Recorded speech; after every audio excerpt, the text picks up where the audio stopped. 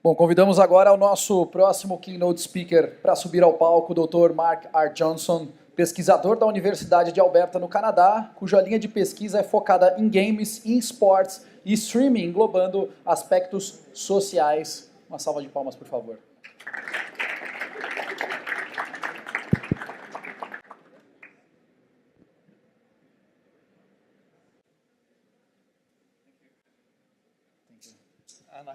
And I have some slides as well. Excellent. Okay, so thank you for having me here. And firstly, I must say thank you to the translation team at the back, because they've done a great job and I've been able to make sense of what everyone's saying, which is always nice at these sorts of things. So my name's Mark, and I'm based up in Canada, and I basically research esports, and I research live streaming on Twitch, and I research kind of anything else broadly within that kind of space. So this is the team, that's me on the left, and this is my co-author on most of what we write about esports, who's called Jamie, and I basically research kind of anywhere that play and money meet, so esports and streaming and fantasy sports and loot boxes and things of this sort.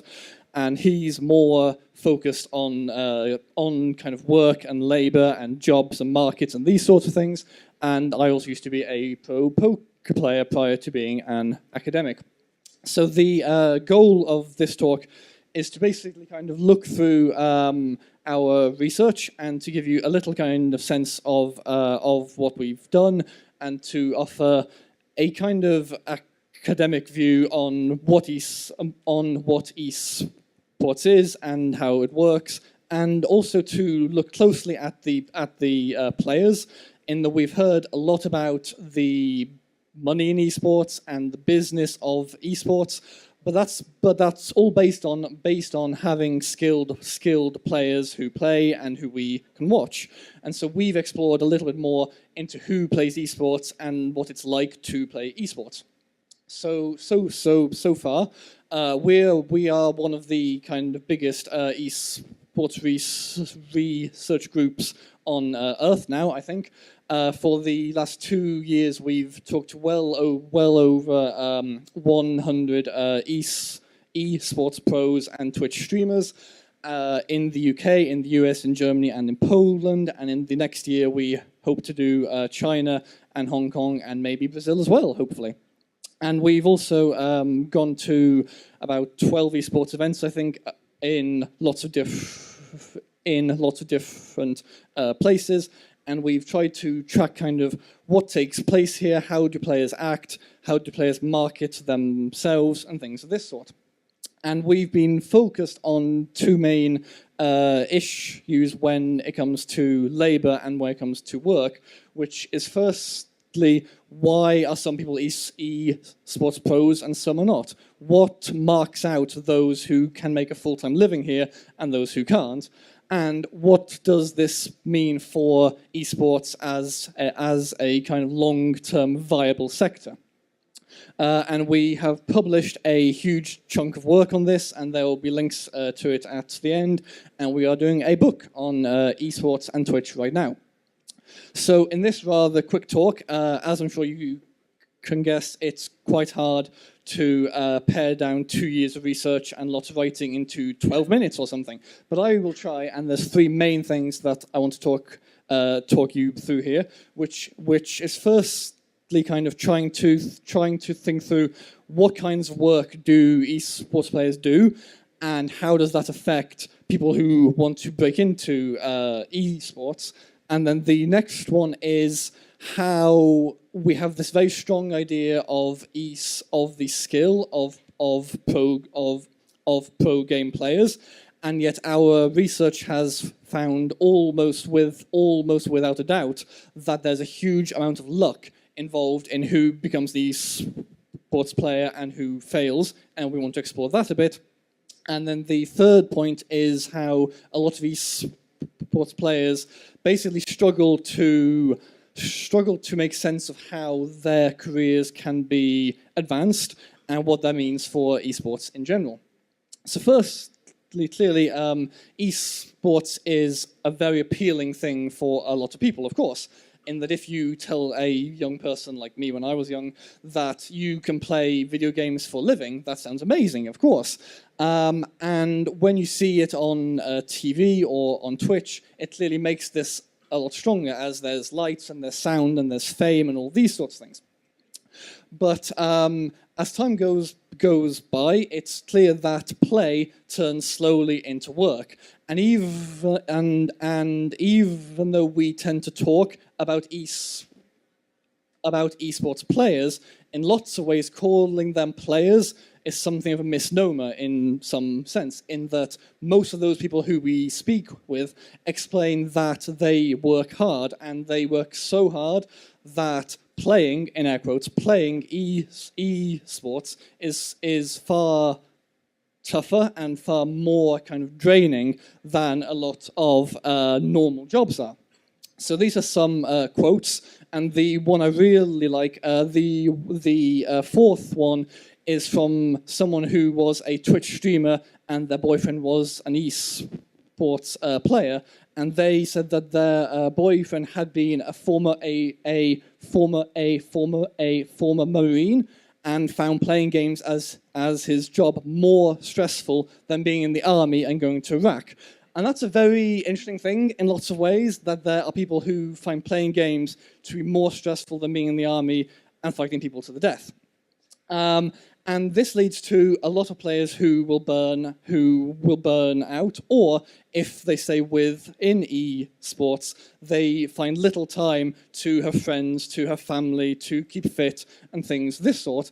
And so it's not really clear kind of how sustainable these sorts of jobs are for lots of esports players. And then lots of those who we speak with, when they talk us through why they are such skilled players, they make it clear that they do well in esports because they are skilled and they work hard and they have fast reflexes and things of this sort.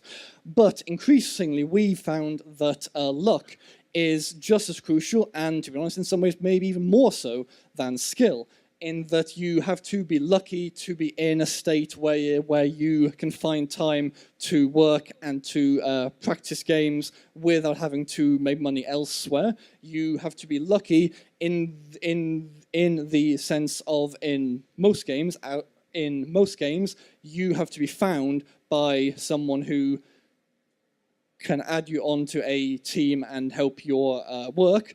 We've also found that if you have a lot of success early, that makes it far more likely that you will have a long-term esports career, even if your skill is no more or less than those who lack early fame.